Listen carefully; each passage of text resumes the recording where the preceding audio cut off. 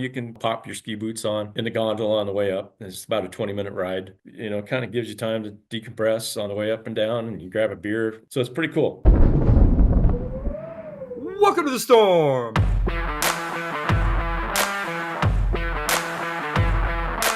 I'm your host, Stuart Winchester. Yes, I know. All the big ski areas are overrun these days by the Epcon masses, except the ones that are not. And one of those is Silver Mountain, an absolute stunner, lodged up in the Idaho Panhandle. If you don't have Silver on your hit list, you will after you listen to this conversation. First, I'm sure you know by now that you can now watch the Storm Skiing podcast on YouTube or on Substack via stormskiing.com. It is a really cool experience with some extra graphical goodies like trail maps and photos. So please pop over to YouTube and give me a follow at Storm Ski Journal. You can also rep the storm by swinging into the Storm store at stormskiing.myshopify.com, where you can pick up a hat, hoodie, shirt, sticker, and a bunch of other stuff like this cool one I'm rocking right now. You can follow the Storm on X or Instagram at Storm Ski Journal. But of course, the very best way to support the Storm's mission of independent ski journalism is to upgrade to the paid tier of the Storm Skiing Journal and podcast, which will get you access to 100% of the Storm's written content.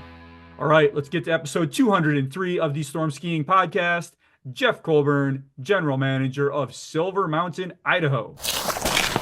My guest today has been the General Manager of Silver Mountain, Idaho since 2006.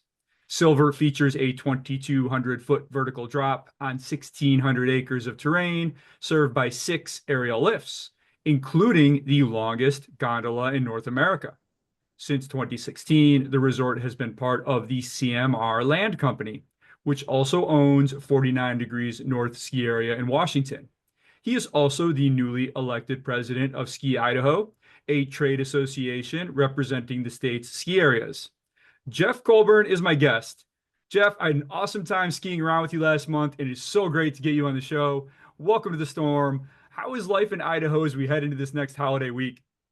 Oh, well, everything's looking great. We got some great sunshine today outside. It's a little cold, a little chilly this morning, but we got some fresh snow coming for the weekend. So we're excited to have a big weekend. Love that. I hit some bluebird when I was out there, and everyone was telling me it's never like this. So enjoy it. When did the snow start rolling back in? We got a storm about a week ago, I guess. So we had a pretty long dry stretch, about 21 days, but it stayed cold. So the snow stayed great. And same thing happening today. So the snow's still great, even though it's sunny out. And so it's awesome to get some vitamin D and get out and ski. So. You see the locals with some pent up energy come out for that powder day?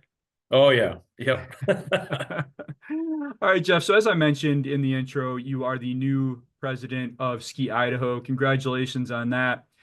As someone who's led a major ski resort in the state of Idaho for going on 2 decades here, why did that job appeal to you? Well, it's nothing I campaign too hard for. So, it's really, we kind of take turns. Everybody has to do their time in the chair. And it's just kind of my time to step up and help lead the association. So you're taking over for Brad Wilson, longtime GM at Bogus Basin. Brad's a good friend of the show and was on here a couple of years ago and has done a great job really stabilizing his ski area. What do you look at as, I don't know if legacy is quite the right word, but in Brad's tenure, what was he able to achieve? What did he have to deal with as he led Ski Idaho for, I'm not sure if it was 1 or 2 terms? Yeah, well, I think Brad did an outstanding job. He did a really nice job leading it. The nice thing about Brad is he's right in Boise. So all the legislature and all that stuff happens right there. So he's able to keep a good pulse on what's going on there. He runs in the circles, a lot of those guys. So that's really helped keep a pulse of what's going on in the legislature. He upped the communication game. We're communicating a lot better with our resorts now. And, we continue to try to position Idaho as a ski destination. So as you look ahead to the next, I think, is it 4-year terms? As you look ahead, what do you think that the association needs to focus on in your tenure? Well, we've education, to make sure education, and that happens through some of the seminars we do, not so much in the state, but PNSAA and Rocky Mountain both have good education arms, so we need to keep doing that. We need to continue to position Idaho as a ski destination. Tramerak's ramping up their stuff. Obviously, we're trying to ramp up Schweitzer, Sun Valley. So we have a lot of destination resorts. They're not as close as you would see in Utah or Colorado. So that's why it's a little harder for, I think, Idaho to really uh, get that destination feel as much as some of those other places. But Hmm. we need to continue to work on that. Uh, we're uncrowded for the most part, a lot less than a lot of these other places. So people will find that eventually, and we need to just keep getting that message out there. So let's talk a little bit more about that destination conundrum, because if I ask most skiers about Idaho, they're going to say Sun Valley. That's the first thing they're going to think of. But Sun Valley is only the third largest ski area in the state after Bogus Basin and Schweitzer. Then you have Tamarack, which you mentioned. You have Brundage. You have Silver. You have Lookout Pass, which is over 1,000 acres. So you have all these skiers. Plus, you represent Grand Targhee. Yet, a lot of folks outside the region haven't heard about them. And you mentioned one potential reason behind that is that they're not maybe as tightly connected as they are in the Wasatch or in Colorado. Is there anything else? Is it airport service? Is it transit infrastructure? I mean, your ski area, as we'll talk about, is literally right on the interstate. So, what do you think has to happen for Idaho to be more on par in the destination skiers' eyes with places like Colorado and Utah? Because you get 300 inches plus of snow at a lot of your ski areas. They're big. You have big verticals, big acreage. The lift fleets are modernizing. So, what do you think needs to happen to get this thing more on the radar? Well, I think a lot of it has to do with, marketing money and, Mhm. positioning ourselves out there more so as a destination. We've got, for instance, for us, if you're in San Francisco, you can hop on a direct flight to Spokane and be on the snow by 11 o'clock, 12 o'clock, Wow. same time it takes you to drive to Tahoe. So, Yeah. but we got to get that message out so people understand that. But, most places are relatively easy to get through, flying into Boise or flying into Spokane. Mhm. So yeah, it's just, we got to keep pounding the message, and we have a few less dollars in Idaho to work with than Colorado and Utah do. So that's what we got to keep fighting. So. Yeah, Ski Utah in particular is a very well-funded organization, and they do a great job. So, as I mentioned a moment ago, interestingly, Ski Idaho also represents Grand Targhee, Wyoming. And the general manager, Jordy Gillette, joined me on the podcast a few months ago, and he explained why. And it makes sense because it's really right over the border, and a lot of the skiers come from Idaho because of the ways the road goes. But from your point of view, Jeff, as you're trying to tell the story of skiing in Idaho, how important is Grand Targhee to that story and creating the most complete picture possible of really how good the skiing is in the region? Yeah, well, I think they're obviously a great ski area. Kind of always tagged with Jackson Hole to some extent from the Wyoming side, but Hmm. yeah, I think they are on the Idaho side, and from Driggs and some of those places where they draw a lot of their people or where their bed base happens from. Hmm. So yeah, they're a big part of what we do as well. So like I say, we've got a lot of great resorts that we represent and got to keep promoting. So. All right, Jeff. So you're not new to Idaho. You moved there several years ago and you grew up next door. You just mentioned Spokane, where you grew up. Kind of take us back here to Pacific Northwest skiing when you were a kid growing up and where you would ski at. Yeah, yeah, I grew up in Newport, Washington. It's about 40 miles north of Spokane Hmm. and right on the Idaho border. So it's Old Okay. Town Idaho and Newport, Okay. Washington. And I skied for the first time at a place called Sasheen Lake Ski Area, I guess. Okay. But rope tow, Hmm. it's about 2,200, 2,300 vertical, or not vertical, but the Length. elevation. Yeah. Okay. Um, so a great place to learn ski. No longer Hmm. there. Hmm. But those were the things back when I was younger. that's where a lot of us learned how to ski. And then, we graduate to 49 or Schweitzer or some of these other places. But Hmm. that's where I learned how to ski. When I was in high school, we had a science teacher that was a passionate skier. His kids were passionate skiers. So they had a club called the Mogul Pecker Club, Hmm. and they did ski racing. So they travel all over the Northwest ski racing. My brother was part of that. Hmm. And unfortunately, I played basketball, so I didn't race Okay. on that. But and then they'd go up every week. So it wasn't all just ski racing; it was just people teaching them. So Hmm. skiing. We talked a little bit how it's changed. It used to be much more social, I think, than it is today. Really? Everybody's got their ear pods on and they're kind of Yeah. focused on themselves and I think there used to be more families that would go out together and some of those things that we're seeing less of today than Hmm. I think in the old days. And that's one of the cool things I think about Silver is you get to meet a lot of people in the gondola. When we're busy and we're packing people in, it's you meet people from all over. It's really cool.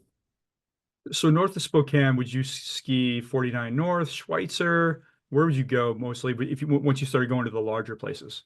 Yeah, we skied mainly at Schweitzer, Okay. and just because proximity at that point didn't have the back road up to 49 Yeah. during that time. So yeah, we went to Schweitzer a lot. And my dad was owned a real estate agency in Newport, so he belonged to the beer racing league at Schweitzer. So we'd race every Sunday.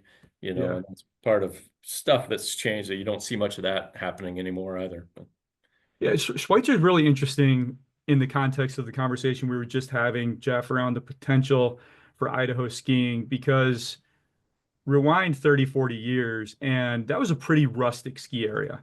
A lot of those center pole riblet double chairs, and now they have fast lifts and they're owned by Alterra and they're on the Icon Pass and they're building out a pretty big bed base there. To what extent, in your mind, does Schweitzer represent the potential of Idaho skiing? If these ski areas, which have all these natural ingredients, great terrain, great snowfall, reliable snow, easy enough access, to what extent does Schweitzer represent what these other ski areas could evolve into, maybe for better or worse, depending on your point of view? yeah, no, I think they set a great example of what you can do. They got some bed base going, you got some critical mass, and then you can kind of keep building on that. They got the lake resort there, the lake down below, and Sandpoint's just a cool vibe town. So, they had a lot of the pieces there, but they've done a great job of getting their infrastructure in place and creating the vibe up there for sure. Have you heard much from your skiers since Schweitzer has introduced the Icon Pass and gotten more busy? Have you heard much about how it's changed for better or worse? You know, um, Not a ton. Okay. there was some grumbling, I think the first couple years, Hmm. and that's it was weekends are Yeah. really the issue. I think midweek they're still fine.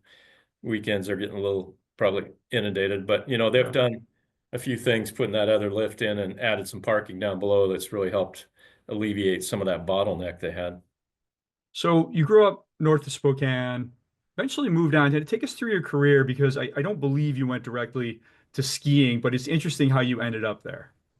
Yeah, well, I graduated from Eastern Washington in Cheney, Washington, just outside Hmm. of Spokane there, and I ran a lake resort in the summertime, and then was working at North Star at Tahoe and Hmm. Tahoe Donner down in Tahoe during the winter times, and Hmm. then um, kind of went back and forth for a few years. Ended up staying down there for a few years. Spent a little time in Sun Valley at a lodging place there, and then got on with Geldwin and Eagle Crest Resort in Redmond, Washington, or Hmm. Redmond, Oregon, and that's a great organization. We did a lot of training with them, and um, so I was able to really learn from some great people, and we did some training back in Cornell. We'd fly back there and go through classes, and so it was a great place to really learn about the hospitality industry. And even though it wasn't directly in skiing,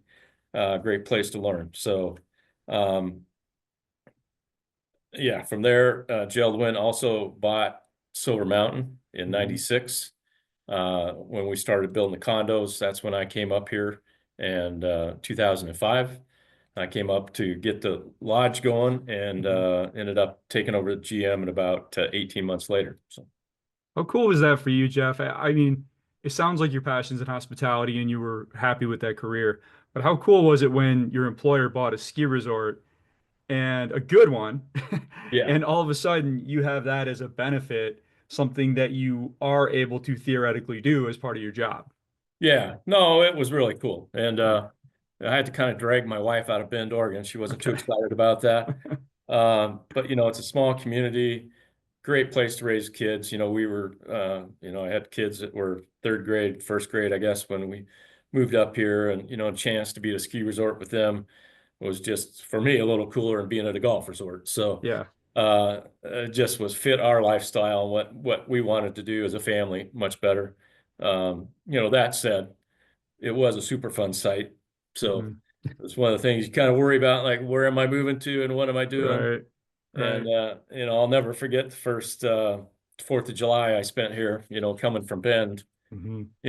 big parades, everything. You could shoot a cannon through the town here on 4th of July. It's like, oh, I got a lot of work to do here. So Well, let's talk about that, Jeff, because Kellogg, Idaho, where you're located, or at least where your base is located, is a really inspiring story of American renewal from my point of view. And it has a really interesting history, and it follows this sort of industrial to service economy arc that we're seeing all over the place. So you mentioned it's a super fun site. What can you tell us about why? What was Kellogg's history and its boom and bust that preceded Silver Mountain?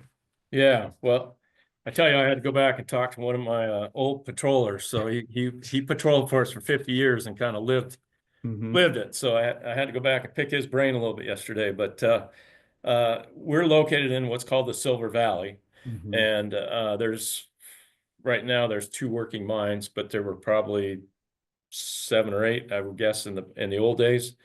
The largest one was the Bunker Hill mine, which is located Hmm. right here in Kellogg, and it is the largest zinc and lead operated mine. So it was really big during the wars Hmm. and all that, but really big operation. So they employed 2,200 people. So if you can imagine today, Kellogg has 2,500 people that live Yeah. here. So, Yeah. big, big, big operation. Hmm. It was just a boom town. It in the 40s, 50s, 60s, probably one of the richest areas in the state. Hmm. And they used to call it Uncle Bunker. So, if the band needed uniforms or, if they needed money, they were really good about trying to make sure the people that worked here were happy. So, Hmm. you see our football stadium, it's Hmm. awesome. Yeah. It's all work that they did. There's a big K on the hill that they did. Um, there used to be a big YMCA uptown. I had an indoor pool, indoor Hmm. basketball court. So I mean, it was really the infrastructure here was just incredible, and really Hmm. because the mining companies were trying to keep the miners and the families happy for being Hmm. here. And because of the pollution, it wasn't really a great place to be. So, there weren't trees that were growing. There weren't grass wouldn't grow. I was talking to the mayor one time. He's like 85. He said, "Oh, people used to hate coming to play football here because they'd have to add sawdust into the whatever little grass that was growing Hmm. to make it soft enough to play." But uh, so it was all the trees, they'd cut for timbers to put in the mine, and then Hmm. with the smelter and the pollution, they never grew back. So up to about 3,500, 4,000 feet, there were just very, very little vegetation here. So it really was a boom town, but not a great place that you would think of, hey, that'd be a great place to start tourism, right? So, Hmm. and then what happened is 81, they shut down, Bunker Hill shut down. So 2,200 jobs disappeared overnight. Hmm. What had happened, there had been a fire in a bag house maybe a year or two before that, and it didn't get repaired correctly, and it released lead uh, out of the smokestacks, and Hmm. that polluted, I think it's a 2 by 6 mile area that's Wow. the Superfund site. Hmm. So, and the lead typically stays on top. So what they started finding is children that had higher lead levels, and then they started doing some investigation and found that that's where that happened. So overnight, the mine shut down. Um, and people had to leave because Hmm. there's no other jobs here at that point. So really, the town became a bit of a ghost town at that point, and a lot of the businesses shut up. Houses, these guys, they had a lot of toys and stuff. So houses they ended up losing. Hmm. Suicide rates were up, and so Hmm. really a difficult time, in the early '80s for Kellogg. And really, you could come in here and buy houses for back taxes because nobody wanted to be here. Hmm. So. Right. But today you go into Kellogg, it's very pleasant.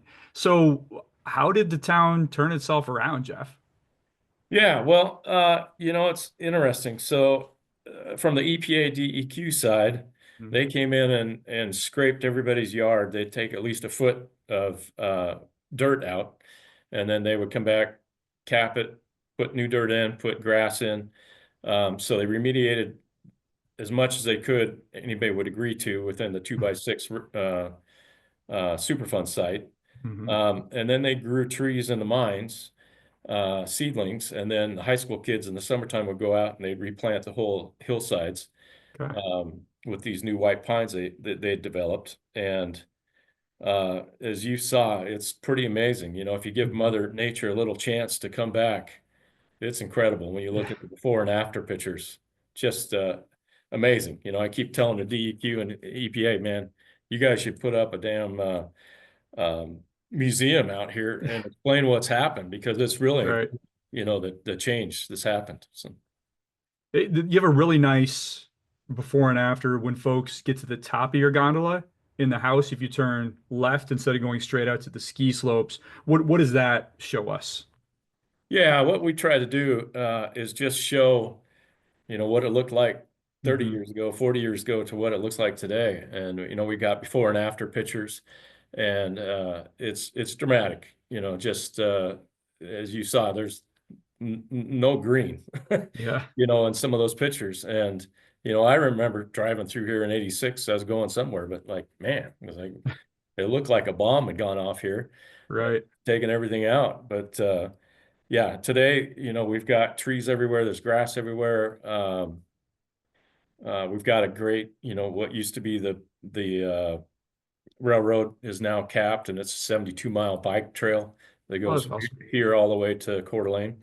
Hmm. And so, yeah, I mean, I think this area has just done a fantastic job of remaking themselves. Yeah.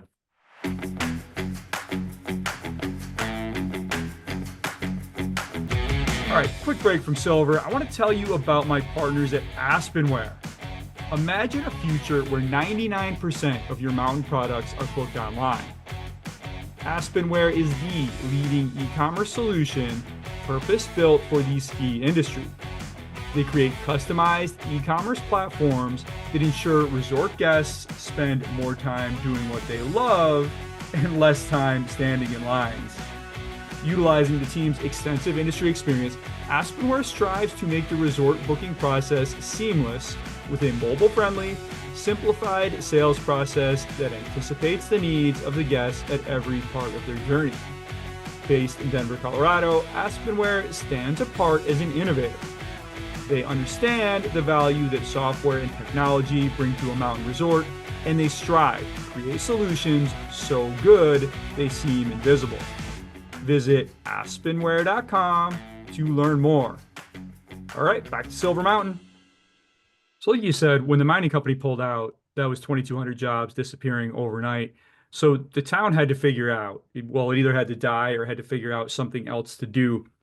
One of the things that happened was the redevelopment of Silver Mountain, which was a major undertaking. Talk about the role that Silver Mountain helped in the revitalization of Kellogg and how they made that happen.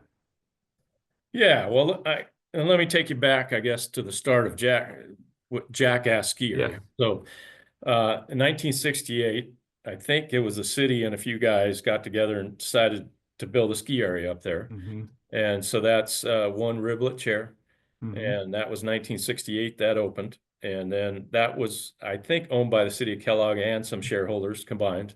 Hmm. In 1974, I think the city was struggling with it, so Bunker Hill took it over, Okay. and they ran it for 12 years. I think at that point they renamed it Silverhorn. Okay. And then in 86, the city took it over from Bunker because Bunker was on their lips because they had to shut down. And, that ski area up there was, just one lift, mid station, lodge. And then it's about an 8 mile dirt road up there.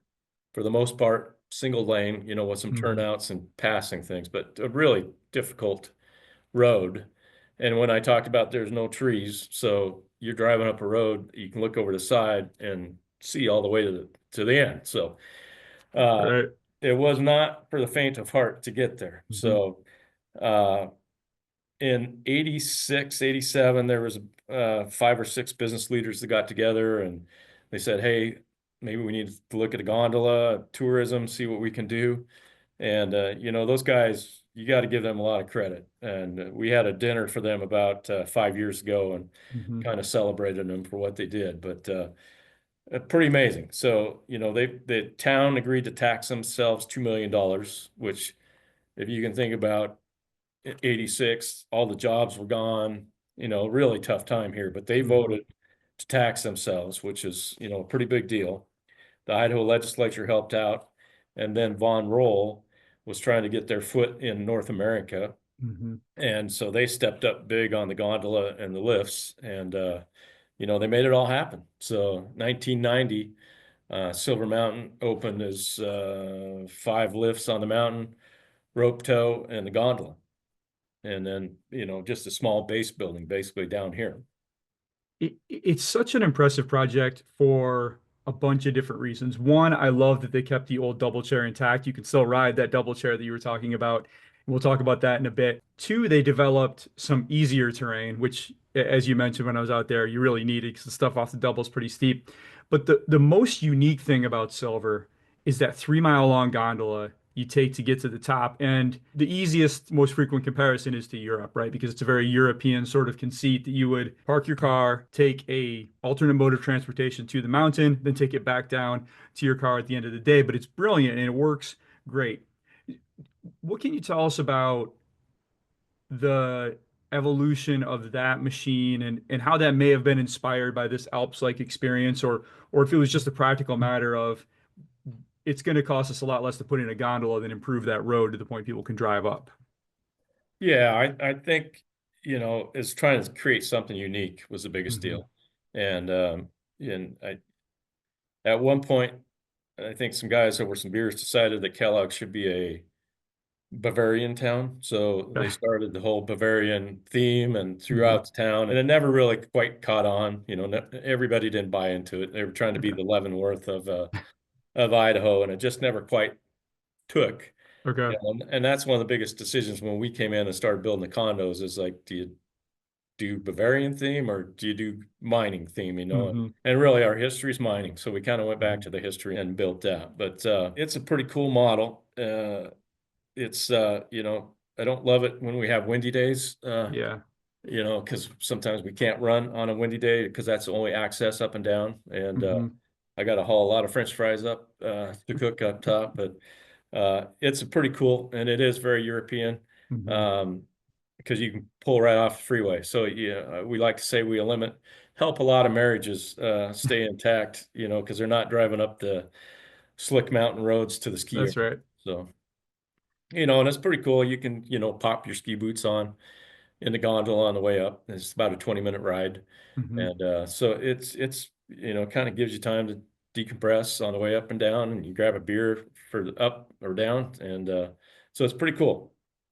Yeah. So when you get to the top, you have a bunch of different options of where you can go. And as we were talking about, the double chair is sort of that original Jackass ski area. Is there a line along, is it Centennial maybe that is the borderline of the old Jackass ski area? I'm curious for folks who are interested in that history, where they're skiing on the classic footprint and where the 1990 footprint begins. Yeah, Centennial is going to take you back over there. So it goes up to the bench of Warner back over, and then anything on lower four was all part of that original ski area. So it was pretty advanced terrain, not for the faint of heart for the most part. So Yeah, no greens on that side. I mean, there's one, but that really just goes over to the new terrain. So I'd imagine that wasn't even there before.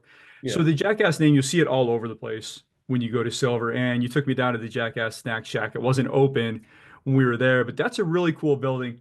Tell us about that building, Jeff, where it came from, and how else you honor that Jackass spirit throughout Silver Mountain. Yeah, well, the Jackass Snack Shack is near where the original Jackass Lodge was. Hmm. And we opened that up about 3 years ago, but really getting aggressive with keeping it open, and we've put some cooking facilities in it this summer. Hmm. So we got some great paninis out there. My wife just retired from teaching last year. So she's sitting around the house. And I said, "Hey, you want to go cook some paninis?" So anyway, so I got her out there running the snack shack for me this Yeah. year. But, so yeah, that's the Jackass Snack Shack. So we try to keep that kind of name alive. Every year we have a Jackass Day, and Hmm. we do that on Jackass's birthday, which is usually early January.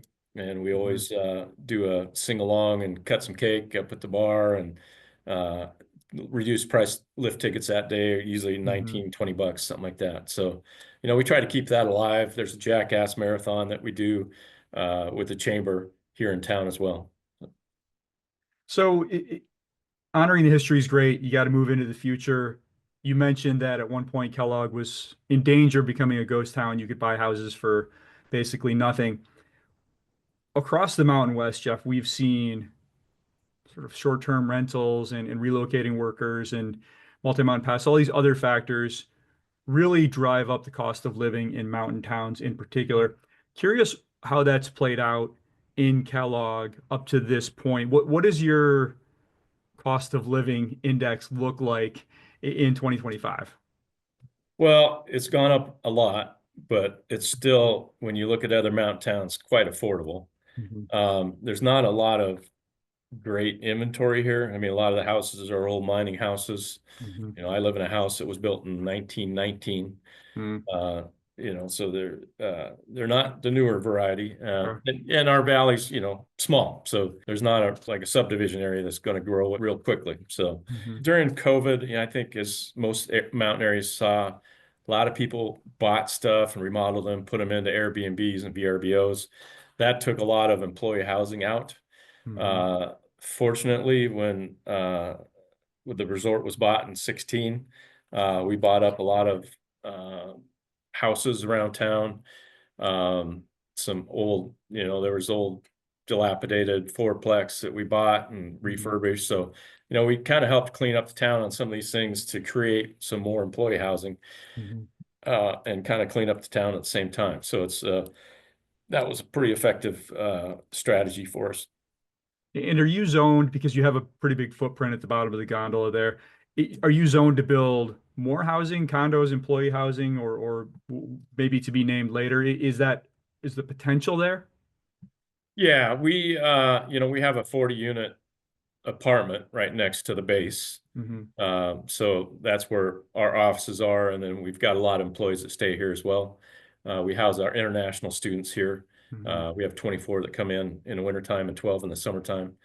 So we've got quite a bit that's right here. Yes. And we're zoned to do more down here. Condos was the original plan, or a hotel or something. So, that's still in the future, that can be done here. We've got uh, three other projects on around town with another 16 living units that we're under Hmm. construction right now. So we'll have those done by next ski season. So So what else is going on in Kellogg besides silver? You have what everyone always mentions to me is the biggest GMC dealership apparently in the world, and obviously the resort is right there, and you have a water park. So what else is there in Kellogg? Is it pretty much the resort? yeah, we're the two main players in town. Is Yeah, really the Dave Smith, and yeah. they're used to be the largest Dodge dealer in the world. They kind of got away from that, but I think they're aiming to get that back again, that Okay. type. Tourism wise, we've got Lookout Ski Resort not too far away, Hiawatha Trail. We got the Trail of Coeur d'Alene's right here. Wallace is a pretty cool little town that's about 10 miles away. When you look at the valley as a whole, there's a lot of pretty cool things to do. Mhm. Kellogg, we haven't quite got the uptown and the infrastructure figured out. It's not as pedestrian friendly as really Wallace is. Mhm. But we are making some progress, and there's some new restaurants and art shops and different things coming in. So, it takes time. It doesn't happen overnight. Yeah, the reason I ask is because Silver is probably the easiest big mountain in America to access because not only are you right off Interstate 90, but you there's no mountain driving. I mean, you literally turn off, park in the biggest parking lot I've ever seen in my life, and you walk over to the gondola and you go up, and there's there's Right. there's no traffic or weather to deal with whatsoever. The ski area, once you get there, is incredible. 2,200 vertical feet, 1,600 acres, tons of glades, every kind of terrain you could want. Really good quality terrain. I think the only non sort of destination attribute is the slower lifts, and you don't have the high speed lifts yet. But to me, the potential is amazing, especially as the Epic and Icon passes continue to push more skiers toward more or less a static number of resorts, which can reduce the experience there, especially at peak time. So Silver seems like one of these places that could provide a much better alternative, could be a major destination resort at some point. Is that the goal, Jeff? Yeah, well, I think we want to be certainly a destination resort. I always like to think you got to control your backyard first. So Yeah. we want to be a Northwest destination resort. And Mhm. then I think you can spread out to some of the other places. We've dabbled in Texas and a few places. Again, they got direct flights to Spokane. Mhm. So you can get on the plane, get here pretty quick. And one of the nice things is you don't have the elevation when you go to Colorado or Utah. Our top is 6,300 feet. So it's a Mhm. little easier on the body when you come Yeah. here. For us, the water park's a pretty cool addition to your vacation. You can come here, park when you're staying here. You got the water park, you got restaurants, you got everything kind of right here. So Mhm. there's a full-size grocery store, 4 blocks away. So everything's kind of right here. It's pretty cool. You don't need a whole lot more to make it a cool experience here. Mhm. So respecting the fact that you're representing Ski Idaho, you're also part of this company that also owns 49 Degrees North, which isn't right next door, but it's possible to ski them both on the same trip. And I know because I just did it. Yeah. And they're both super nice properties. Is there any effort within the company to sell these as a joint destination, or is that just they're sort of close by happenstance and you're not really trying to package them together as this alternative vacation destination as ski 49 a couple days, ski silver a couple days. If you got an Indy pass, you're already set up to do that. Right. We don't have mainly because there's no lot. We didn't have any lodging over there, Yeah. so I mean our destination lodging is really here. Mm-hmm. We do have a combo pass that you can buy that gets you skiing there and here, and that's been really popular in the Mm-hmm. Spokane and Coeur d'Alene market. And it's amazing. They may get 10 inches of snow and we get two, or vice Okay. versa. So it really allows people to kind of storm chase. Yeah. And also events, if there's an event happening there, you pop up there for the weekend, or if there's an event happening here, you pop over here. So that pass has been really popular. So let's talk about the name behind these two resorts. So I gave the relatively boring CMR Lands designation in the intro, but it's this interesting fellow Trig Fortin or Fortune, I'm not sure how to pronounce his last name, who really owns both resorts and put them together under those companies. Mhm.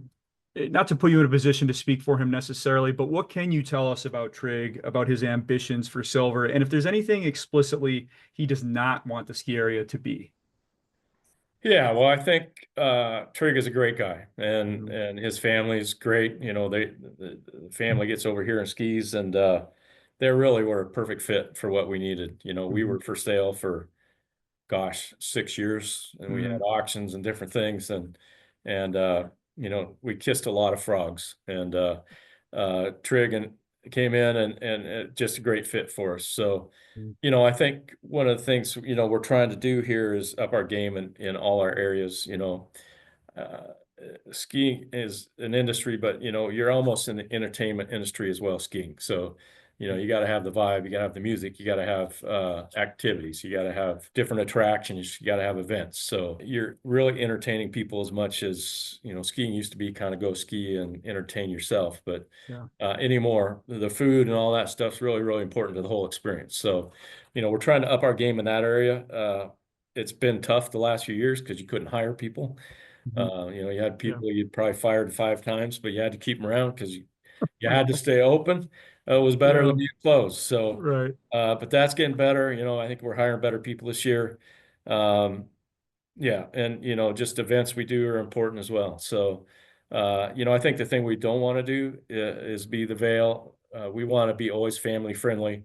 Mhm. Um, we want to be easy to do business with. So, I think that's if we can do those things, we're going to be successful. So.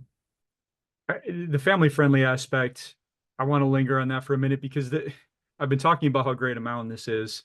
So let me read these lift ticket prices. $68, these are adult prices. $68 midweek, $74 weekend, $77 holiday. That was what was on your website. I think the trail map said something slightly different. It doesn't matter. They're within a couple dollars. Mhm. How are you able to keep these prices so low at a mountain of this caliber when a day in Colorado is costing you 3 times as much money? Yeah, well, I think, partly our cost of living is a lot less here than some of Mhm. these other mountain towns, so that helps us. Spokane and this area region's really quite spoiled because all our resorts are kind of in that same price range, Yeah. and we've got great product. So uh, it's a challenge. We've got gondola, which helps us. We don't have to plow a parking lot at 6,000 feet, so it saves us a little money on that. But Mhm. also, you got gondola that you got to also provide for. So, you know, uh, you want to stay affordable so you can get people up, and sometimes it's a numbers game. You got to get more at less, or get less at more. So Yeah. we'd rather get more. So. Yeah, so that brings us back around to the mountain's biggest, probably popular shortcoming if we're going to look at the attributes of a modern ski resort that Silver doesn't have, and that's the slower lifts, right? You have the old fixed grip lifts, and I like fixed grip lifts. I could ride them all day long, but the truth is that we have a skier population that's programmed to expect those at the larger mountains. Your sister resort, 49 degrees north, put in a new top to bottom high speed quad a few years ago, and when I was skiing around over there, they told me that that had almost doubled their skier visits. So Trig obviously is willing to make those investments.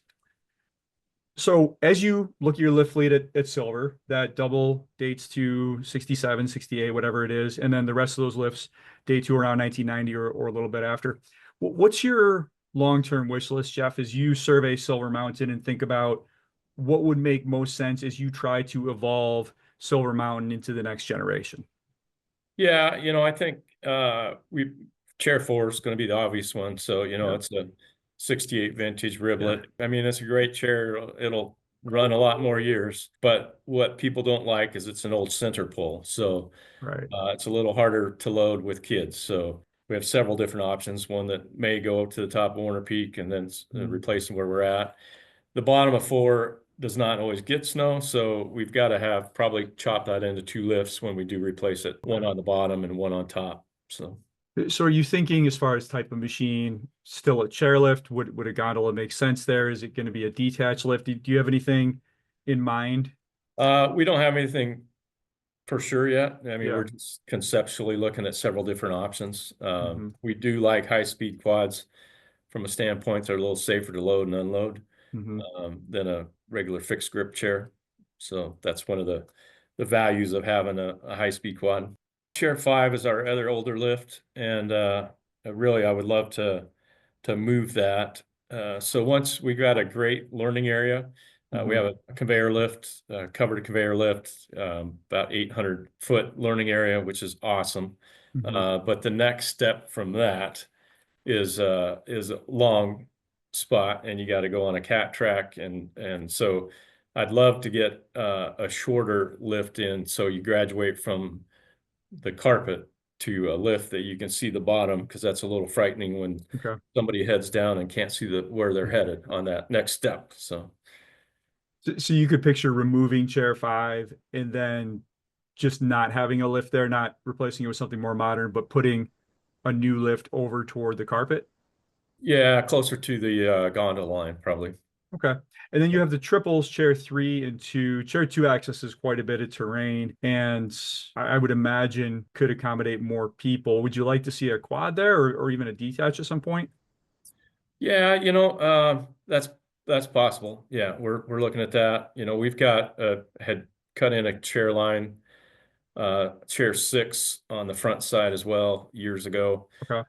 So that's an option on it's good north exposure, and so there's a lot of options. Yeah. Where's that line, Jeff? Is it a ski trail currently? It heads right down below the carpet. When you turn that area and head down back towards the gondola, it heads straight downhill. Okay, nice. So as we look at Silver's footprint, like I said, big ski area. What's really cool about it is all on private land, and there's very few ski areas in the West that operate this way. Powder Mountain is fortunate in that way. Big Sky, there's a few others. How much more land do you own around this, and is there ski expansion potential? We don't own much outside the 1,600 acres right now. There's some timber companies and Forest Service that kind of go around us. So, Mhm. you know, so yes, there is room for expansion, and uh, so yeah, that hopefully is in our future as well. Is there anything you could tell us about the kind of terrain that there's potential expansion into? Yeah, well, it's a variety. So, Mhm. yeah, I mean, in general, there's a lot of steeper stuff as you saw up there. Yeah, Mountain is not very flat, but right. it would be a combination of it, but a lot of it's going to be steeper angle stuff. But obviously we're looking for anything that we can do that to get more of the blue runs up there. Mhm. I like to call those the money makers, Right. because those are the guys that help pay your bills. So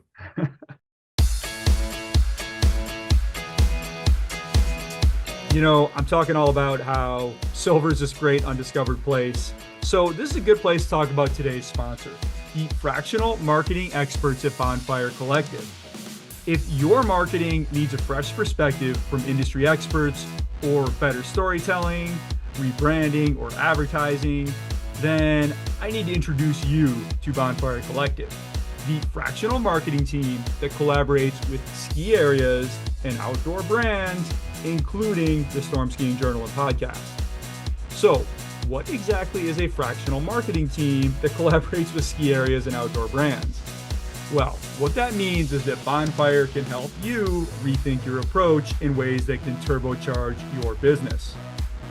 Bonfire Collective, for example, took on the marketing at one small New Hampshire ski area and doubled revenue in just 3 years. To get started, you will want to talk to Eric over at Bonfire Collective.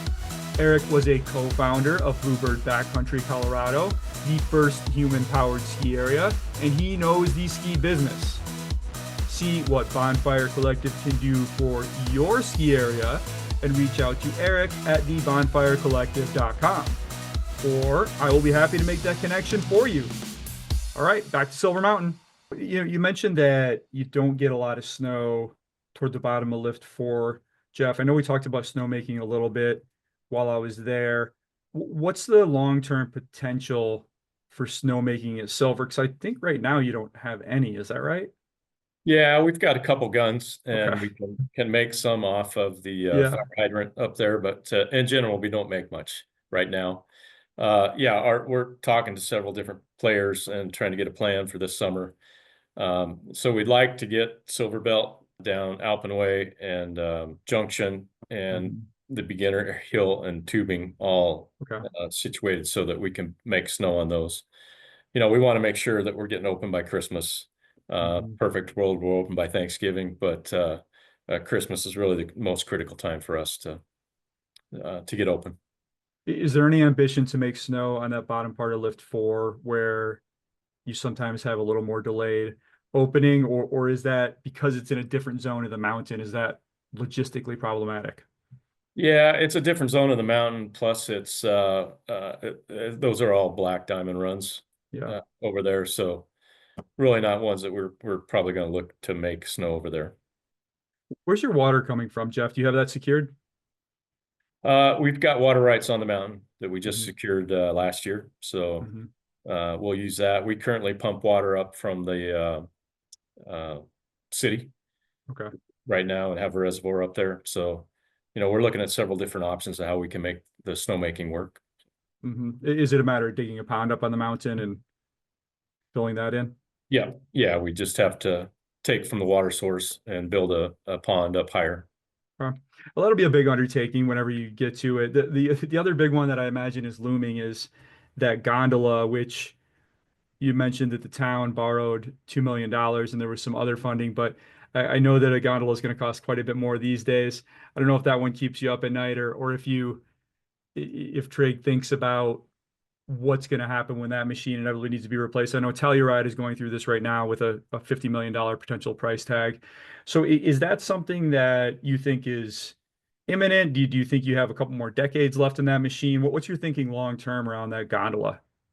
Yeah, I think service wise, we're probably 15 to 20 years on that. So, I Okay. mean, we got a little time to figure that out, Yeah. uh, but yeah, it's aging and as we Mhm. all are. And, um, so that's something in the back of our mind that we always got to have, how we're going to make that work. So, Yeah, and everything, as you said, has to go up that gondola, and that you told me when I was out there was part of the reason it sort of restricts how big you can make the lodge. And I'm sure you'd like to have a bigger lodge, and these little shacks and stuff around the mountain are an antidote to that. But is there long-term thinking around what you would like to do with the lodge as far as perhaps enlarging that structure? yeah, I mean, as we're getting more and more skier visits, we've got to enlarge that or build another base building and try to connect them or just have a separate building up there. But uh, yeah, as skier visits continue to grow, we got to match that. So, Yeah. one of the things, the biggest thing in ski industry too is just how efficiently can you move people. Hmm. And for us, that's the key every day. So how fast can we get them up the gondola? How Right. fast can we get them fed and back outside? Mhm. So that we can use what we have most efficiently. Mhm. And so that's, stuff that we work on all the time. Uh, it's really cold out. They want to sit inside, then that's a little harder. But if we can get them fed and back outside, that frees that table up to get other people in, and so we always work hard on getting stuff out quickly. And um, but yeah, we're at some point we're gonna have to enlarge things up there, and Yeah. um, that's a good problem to have. That's a Yeah. problem of success, right? Right. So big mountain, lots to ski. Like I said before, low price, but you're also actually on the Indy Pass. So you were an early adopter. I believe you were part of that first list that Doug Fish released back in March of 2019 of the original 9 or 10 resorts. What appealed to you about the Indy Pass, Jeff? And how happy have you been with the product over the past 6 seasons? Yeah, it's we were early. I knew Doug from was the president of the Central Oregon Visitors Association for quite Hmm. a few years, and he did our marketing for us down there. So I had a trust level of what he was trying to accomplish there. It's a way to combat the icon epic. For us, it's pretty cool because we get a lot of people that visit from the Midwest and back east that would never show up here. Hmm. It's nice that, the yield's not great, but it's not bad. So I keep Okay. bugging Doug about trying to get that yield up a little bit. But uh, it's been good, and I think it's I applaud uh, Doug for what he's accomplished there. He really took a step of faith and really made that happen. And uh, yeah, it's been good for us. Like I say, it brings people here that normally wouldn't come. I think the key with that, is keeping spacing so you don't have resorts right next to each other that are on the pass. Mhm. So it helps with our overnight stays as well, which is part of what we're trying to do here at the resort. Are you seeing folks who will show up to Silver for 2 days, or are you seeing people on an Indy safari where they'll go to Montana Snowbowl, then come up to you, then go to 49, then go to Mission, then go to White Pass? Or are you seeing a mix? How do you characterize the folks you see coming through on the Indy Pass? It's a mix. So Yeah, there are those guys in the van that are hopping from place to place, and they're living the best life and yeah. doing that. And we get people that are in, by Mission or somewhere over there that come over here and want to come to the water park and just have a 2 day, three day getaway. So, instead of maybe going to Schweitzer, they're choosing us because they got the pass already, and so we Mhm. get that lodging and auxiliary revenue. So, it's been a good thing for us. So, Can the van life folks park in your parking lot? Because I think I saw an overnight that it costs to park overnight. yeah, $30 you can park Okay. overnight. Okay, but you could set up your Personal. van if you're all self-sufficient. Yeah, yep. Nice. Love that. So, it's interesting you mentioned Epic and Icon because they'll sell as many passes as they can, right? And they stop at this in December. But India started to put a limit on the number of passes they'll sell. And I don't know what that limit is, and Indy won't tell me, which is fine. But what I'm wondering about is your position on that as an operator, because Indy does have blackout dates, and you can have a reservation requirement if you want to limit skiers. Would you rather see them just sell as many as they can and limit it yourself, or are you okay with this strategy? We don't get inundated with people, so for me, I think they could sell more and it wouldn't have an effect on us, but Mhm. I don't, I think maybe their issues are more back east, because they got a lot of resorts that are pretty close together. Yeah. So that might be dictate. I'm not sure, but that'd be my guess is why they're dictating that strategy. So, Yeah, another cool way to access silver is on the Powder Alliance. So for folks not familiar with Powder Alliance, it's 15 or 20 ski areas, and any season pass holder at those ski areas gets 3 days at each of the others. Now, you've told me before, Jeff, you don't like free. But these are free days. So if someone shows up with the Timberline Oregon season pass, you on certain days with blackouts, you give them a lift ticket. So with those two things in mind, why have you stayed on the Powder Alliance for all these years? yeah, we've been on it maybe, I don't know, 5 years. I'm not sure Mhm. how long we've been on it, but uh, yeah, for us, it's kind of name recognition. I mean, we're Mhm. we're hanging with some pretty good names on the Powder Alliance, and the other thing is, again, it's about spacing. So, people on that are far enough away; they're going to come stay, Mhm. and that's so we're trying to build up our lodging as well as the ski pass side of it. So, How about for your pass holders? Do you hear from them that they like being able to go to White Pass and Mission Ridge and these other places? yeah, our guys, not as much as I would think sometimes, Okay. but yeah, but they do get out and travel, and I think it's not a lot of them, but the ones that do, certainly it's a positive for them. Yeah. All Yeah, right, Jeff. Well, listen, I know you got a busy holiday week to get ready for, so I will let you go. But thanks so much for this. I really can't overstate what a cool mountain this is, and it's really one everyone's got to drop on their list. So thanks for running down all that with us. Really appreciate yeah, it. I appreciate it. Appreciate you coming out. Appreciate the time today.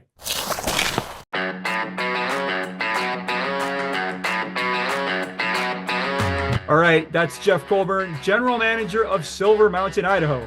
Thanks so much for that, Jeff. Two things you can do to make your life better. One, go to Silver Mountain. Just do it. It's freaking great. Two, hit up stormskiing.com and subscribe to the Storm Skiing newsletter. You can also follow the Storm on X, Instagram, and YouTube at Storm Ski Journal. Tons more content on the way all through 2025. As you know, I do not take the summer off. We are keeping the ski stoke alive all year long with the Storm. Until next time, stay well, stay safe. I'm Stuart Winchester, and I'll talk to you again very soon. The Storm Skiing Podcast is a Quicksilver Films production.